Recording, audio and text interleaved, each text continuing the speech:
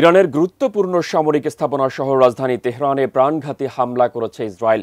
কিন্তু এমন সংবেদনশীল স্থানে কিভাবে এত সূক্ষ্মভাবে হামলা চালিয়েছে ইসরায়েল, সেটি এখন বড় প্রশ্ন হয়ে দাঁড়িয়েছে। এরই মধ্যে মোসাদ জানিয়েছে তারা ইরানের অভ্যন্তরে ঢুকেই এই হামলা চালিয়েছে। সপক্ষে কয়েকটি ভিডিও প্রকাশ করেছেন তারা। বিস্তারিত ইমতিয়াজ আলমের রিপোর্টে।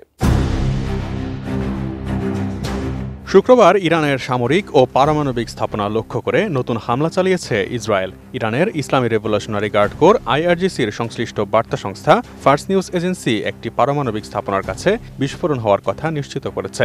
হামলায় ইরানের সশস্ত্র বাহিনীর প্রধান মেজর জেনারেল মোহাম্মদ বাঘেরি, রেভলিউশনারি গার্ডের কমান্ডার হোসেইন সালামি সহ বেশ কয়েকজন শীর্ষ সামরিক কর্মকর্তা এবং অন্তত 6 জন পরমাণু বিজ্ঞানীর মৃত্যুর খবর নিশ্চিত করেছে ইরান। ইসরায়েলের গোয়েন্দা সংস্থা মোসাদ শুক্রবার দাবি করেছে যে তারা ইরানের ভেতরে থেকেই এই হামলা চালাতে সক্ষম হয়েছে। এ বিষয়ে তারা একাধিক ভিডিও প্রকাশ করেছে। রয়টার্স, CNN, দ্য গার্ডিয়ান ও ABC নিউজের প্রতিবেদন থেকে এই খবর জানা গেছে। ইসরায়েলের একটি নিরাপত্তা সূত্র ABC নিউজকে জানিয়েছে, মোসাদ ইরানে একটি ঘাঁটি স্থাপন করেছিল যেখানে বিস্ফোরক ড্রোন মজুদ ছিল।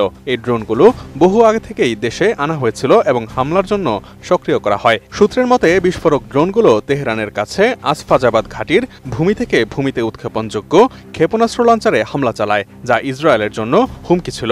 মোসাদ শুক্রবার এমন একটি ভিডিও প্রকাশ করেছে যেখানে তারা দাবি করেছে ইরানের মাটিতে 2 জন মোসাদের এজেন্ট কাজ করেছে। মোসাদ জানিয়েছে যে এই এজেন্টরা ইরানের আকাশ প্রতিরক্ষা ব্যবস্থা ধ্বংসের জন্য নির্ভুল আক্রমণ ব্যবস্থা ব্যবহার করেছে। RICL TMX, যুগের পর যুগ স্থাপনা থাকে মজবুত। অন্য একটি ভিডিও ক্লিপে একটি আকাশ প্রতিরক্ষা ডিভাইসে হামলা দেখানো হয়েছে, যা মোসাদের ভাষ্য অনুযায়ী গোপন অভিযানের অংশ। তৃতীয় ভিডিওতে একটি লক্ষ্যবস্তু দীর্ঘ পাল্লার ক্ষেপণাস্ত্রের দিকে অগ্রসর হওয়ার দৃশ্য দেখানো হয়েছে।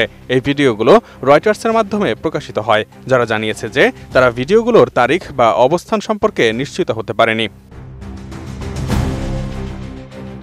ইসরায়েলের এই হামলার পর ইরান শুক্রবার রাতেই ইসরায়েলের দিকে প্রায় 100 খানেক ব্যালিস্টিক ক্ষেপণাস্ত্র নিক্ষেপ করে। এটি ছিল ইসরায়েলের শুক্রবার ভোরের আকস্মিক হামলার প্রতিশোধ।